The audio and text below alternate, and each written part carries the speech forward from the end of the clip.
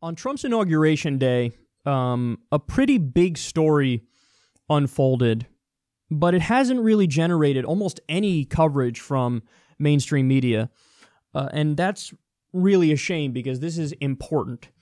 So, over 200 people were arrested and charged with felony rioting because they happened to be near an area where some rocks were thrown and some property damage was done.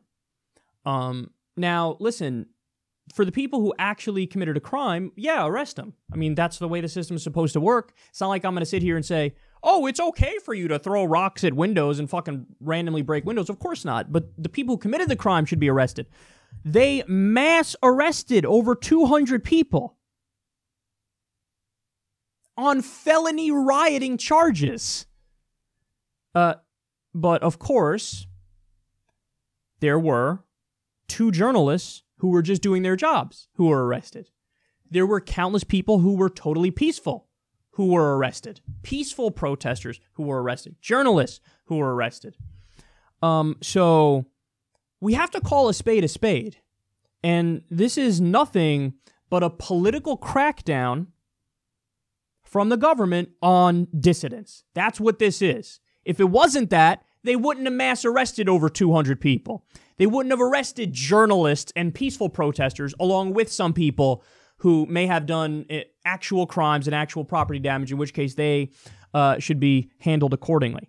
And you know how you know this is bullshit? You want to know what kind of charges they're facing? Over 70 years in prison. Each and every one of them.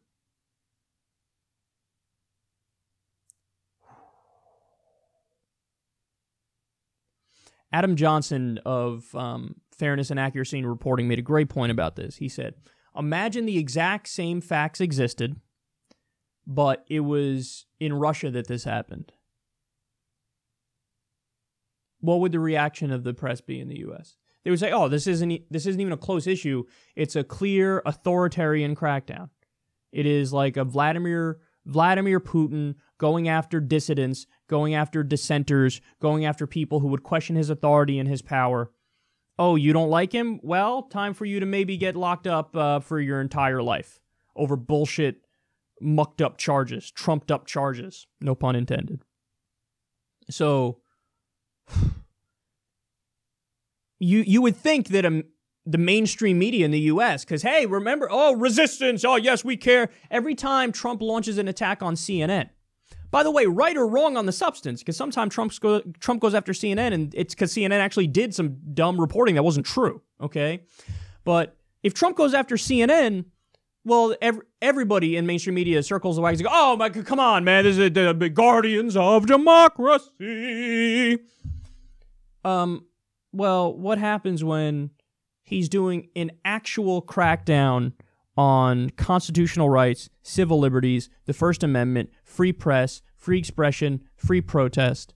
Then you're nowhere to be found. Because, hey, you know, rabble-rousers, hey, maybe some of the people who were involved in this protest, maybe all over 200 of them are all guilty of felony rioting and deserve life in prison. Maybe the journalists had it coming because, I don't know, maybe they work for an outlet that we consider fake news, like Truth Out or Truth Dig or something like that.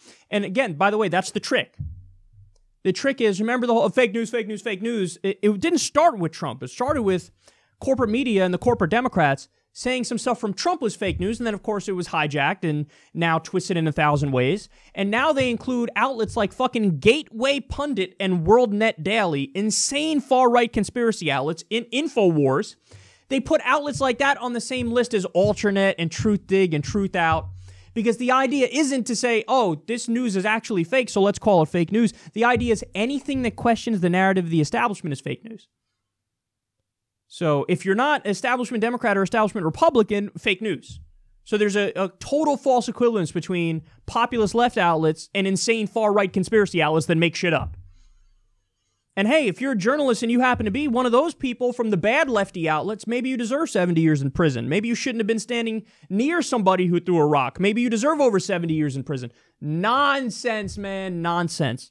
So if you guys want to donate to the Legal Defense Fund for the people who were arrested on these bullshit felony rioting charges. I'm going to leave the link in the video description box. This is egregious, and this deserves a hell of a lot more coverage, and it ain't getting it.